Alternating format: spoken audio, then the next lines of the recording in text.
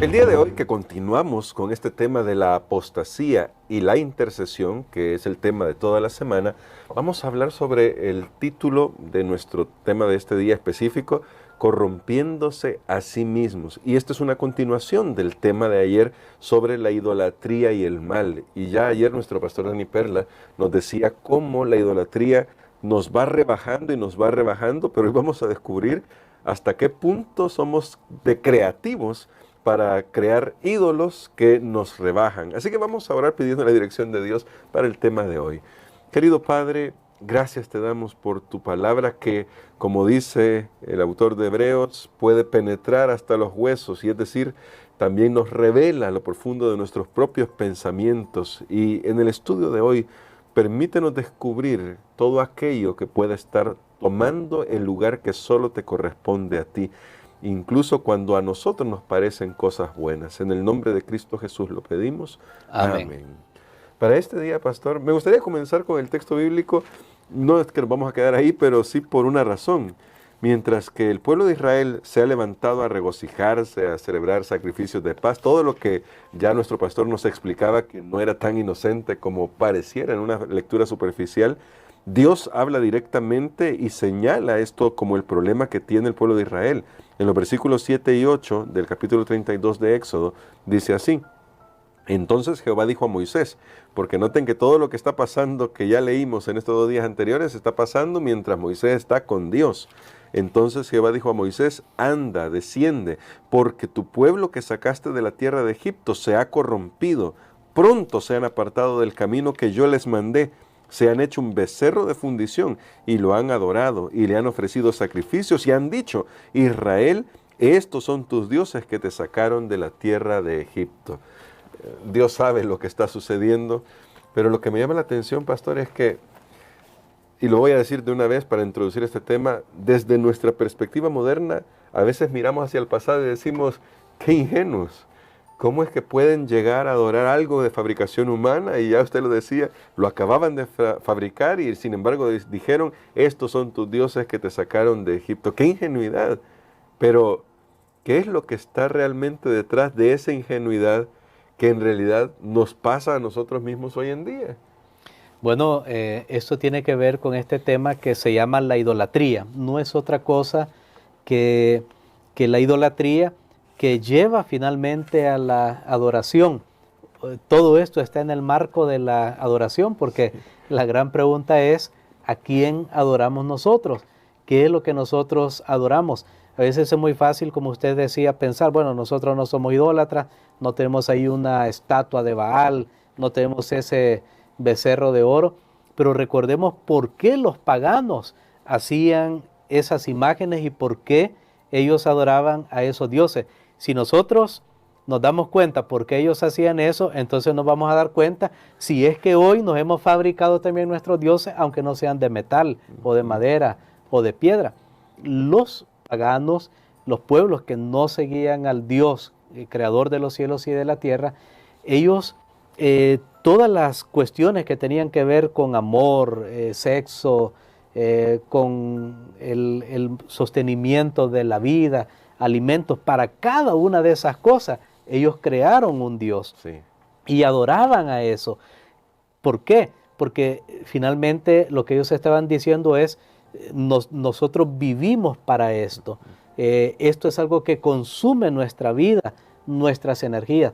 Hay un libro, hermano Gerson, bien interesante que se llama Dioses que fallan, escrito por Timothy Keller. Y todo el libro trata solo sobre este punto de la idolatría y la adoración. Y a mí me gustaría compartir con ustedes algunas cosas que él menciona que son hoy para nosotros cosas que podemos seguir, que las ponemos en primer lugar, que satisfacen los anhelos de nuestra alma, y hemos dejado a Dios a un lado. Realmente yo tengo aquí un extracto de lo que él ha escrito en su libro. Un ídolo ocupa una posición de control tan fuerte en su corazón, de forma que invierte en él la mayor parte de su pasión, su energía, sus recursos emocionales y económicos, sin pensárselo 2 veces. Wow. Miren qué interesante. Entonces, cuando ya vamos viendo que un ídolo pueden ser estas cosas, no estamos lejos de lo que los paganos hicieron en el pasado. ¿Qué puede ser? La familia, los hijos, la carrera profesional, ganar dinero, los éxitos, el aplauso de los demás, guardar las apariencias, conservar la posición social, una relación sentimental, la aprobación de nuestros iguales, la competencia y la capacidad, circunstancias seguras y cómodas, la belleza, el intelecto, una gran causa política o social, su moral y su virtud, o incluso el éxito en el ministerio cristiano. Wow. Miren cuántas cosas de estas realmente, como dice él, cuando el sentido de su vida, bueno, para otros consiste en arreglar la vida de otros, podemos llamarlo codependencia, pero en realidad es una idolatría. O sea, es cualquier cosa en la que fije su vista y diga en lo más íntimo de su corazón: si consigo esto, mi vida tendrá sentido, sabré que tengo valor, me sentiré importante y seguro. Entonces, un ídolo es todo aquello que nos da seguridad, que nos da satisfacción. Por encima de Dios, en primer lugar que Dios, eso es realmente para nosotros ahora un ídolo. Y qué impresionante la lista, pastor, porque cuando uno piensa hoy modernamente, uno quizás diría, claro, ídolos son todos esos vicios. La lista yo pensé que iba a ser diferente. Iba a ser diferente pensando en el alcoholismo, el tabaquismo, bueno, el sexo y otro montón de cosas. Pero esto entra en una categoría que yo he pensado siempre, esos ídolos vegetarianos que yo no le hago mal a nadie, simplemente son las cosas que yo persigo. Pero entonces, pastor, ¿cómo nos podemos escudar de este problema que, como ya vemos, nos puede arrastrar mucho más fácilmente de lo que pensamos? Porque si puede llegar a ser incluso la familia, el trabajo, los éxitos profesionales, cosas que acariciamos y que en sí mismas no las vemos como negativas, ¿cómo nos escudamos de la idolatría? Bueno, me recordó esa frase que también he usado en el pasado, que la uso como pecado vegetariano. Sí. Cuando decimos pecados vegetarianos o ídolos vegetarianos, estamos hablando de aquellas cosas que a simple vista no son las que hemos puesto en la categoría de grandes problemas, claro, como droga, asesinato, etcétera, adulterio, pero que son otras cosas que realmente no están en armonía con el plan de Dios para nuestras vidas, pero que las cometemos y pensamos que somos menos culpables que aquellos que hacen los pecados más escandalosos.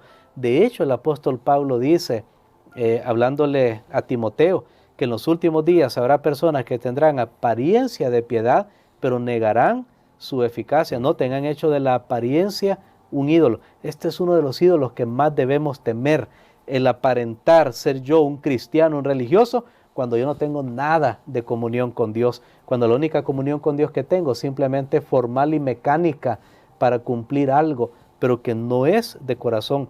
Miren qué tremendo esto. Pero, ¿por qué es que es importante para nosotros reconocer esto? Porque según la Biblia, los ídolos, hay 3 cosas que hacemos con ellos. Amamos a los ídolos, sí, confiamos en ellos y los obedecemos. Sí. Entonces noten, todo esto debería ser hacia Dios, sí, amar a Dios, confiar en Dios, obedecer a Dios. Pero cuando hay algo que a nosotros nos da la seguridad que Dios nos debería dar, debemos estar seguros que estamos entrando por ahí en el terreno de la idolatría, y que tristemente es lo que el pueblo de Israel cayó en aquel tiempo, algo que tenía que ver con la sensualidad. De hecho, estaba leyendo una historia en Números, porque esto se parece mucho a lo que sucedió también después que Balaán quiso maldecir al pueblo, pero no pudo, y entonces el pueblo entró en un desenfreno, y alguien desafiadamente, él entra con una mujer que no era del pueblo de Dios, hasta que uno de los, Eleazar creo, él finalmente elimina a este transgresor que desafía las órdenes que Dios ha dado. Bueno, realmente todo esto es lo que pasa cuando nosotros intentamos que nuestra alma encuentre reposo, refugio en algo que no es Dios. Así que ya lo sabemos, no es esto para que nos volvamos paranoicos, ¿no? Porque la solución está en buscar la presencia de Dios. Si Dios está al centro, todo lo demás tendrá su sentido, la familia, los éxitos profesionales, el desarrollo de la carrera, todo eso tendrá su lugar, pero no será lo primero, pastor. Es correcto, y la cosa, ¿cómo se da cuenta uno que todas estas cosas están en su verdadera perspectiva? ¿Cómo nos damos cuenta? Por la manera de satisfacerla. Sí. Cuando las satisfacemos todas estas cosas de la manera correcta, podemos darnos cuenta que Dios está en primer lugar en nuestra vida. Pero cuando nosotros ya usamos de trampas, de subterfugio, ya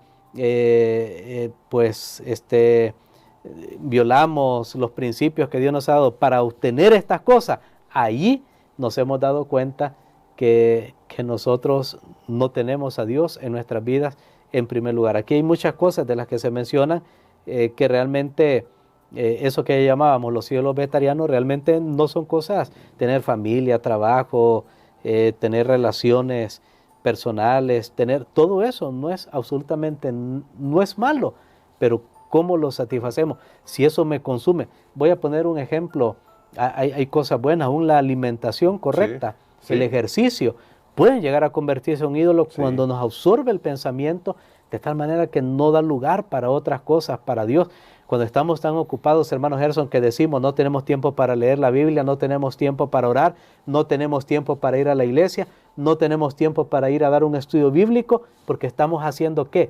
Quiere decir que esas cosas se han convertido en un ídolo, están absorbiendo nuestro tiempo, nuestra energía, nuestra atención, que no nos queda lugar de pensar en otra cosa. Entonces, noten que fácilmente, aún aquellos que nos llamamos cristianos, podemos estar fabricando nuestros propios ídolos. Y por eso quisiera, pastor, que ore por nosotros, para que Dios nos ayude a poner todo en su debido lugar. Por eso el Señor Jesús enseñó, busca primero el reino de Dios y su justicia. Todo lo demás va a calzar en el lugar que debe calzar. Esta es mi versión, ¿no? Todo llegará en su lugar, todo tendrá su lugar, pero debemos buscar primero a Dios y su justicia. Amén. Padre, nuevamente en este momento venimos, Señor, reconociendo que es muy fácil para nosotros desviarnos de poner nuestra mirada, nuestra confianza, nuestro afecto en todo lo creado por ti, en las cosas de este mundo, en nuestras esperanzas y anhelos, en vez de fijar nuestros ojos en ti. Señor, reconocemos que hemos cometido errores en este sentido y que tal vez no hay ninguna persona exenta de que no tenga un ídolo por allí escondido. Por eso pedimos, Padre, que nos des tu fuerza, tu gracia, para que lo que llene, absorba nuestra mente, corazón y pensamiento, solamente seas tú. Lo pedimos en el nombre de Jesús. Amén. Amén.